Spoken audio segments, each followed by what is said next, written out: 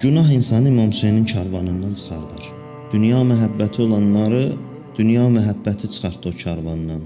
Qorxusu olanları, qorxuları çıxartdı o karvandan.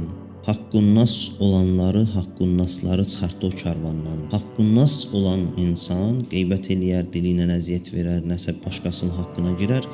O İmam Hüseyin karvanda olmaz, o çıxardarlar onu o karvandan.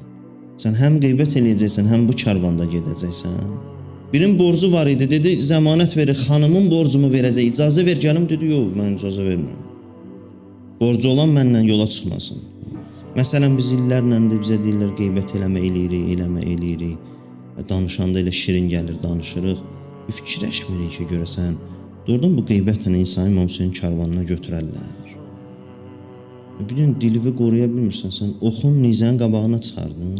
Elə yaşama ki, İmam Hüseynin karvanı gedə, sən dala qalasan. Qalanlar çox oldu ya.